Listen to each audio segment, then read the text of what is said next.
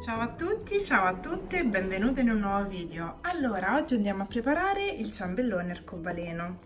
Allora, intanto mi scuso se sentirete dei rumori di sottofondo, ma qui credo sia per arrivare il finimondo di pioggia.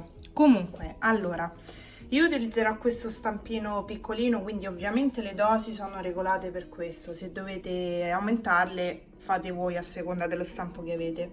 Allora, arcobaleno perché? Perché io andrò a utilizzare i coloranti alimentari.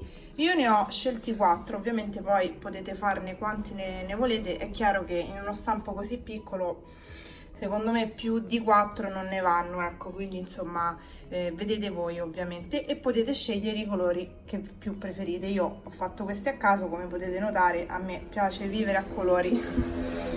Scusate il rumore. Dunque, allora, gli ingredienti comunque sono 125 grammi di farina 00, poi 125 grammi di zucchero, 65 millilitri di latte, che io lo avevo a casa e lo voglio utilizzare, poi mezza bustina di lievito vanigliato, quello che avete in casa, io già l'ho messa qui dentro, e poi basta. 180 gradi, cottura, forno statico, 40 minuti. Ci vediamo con il procedimento del ciambellone. A dopo!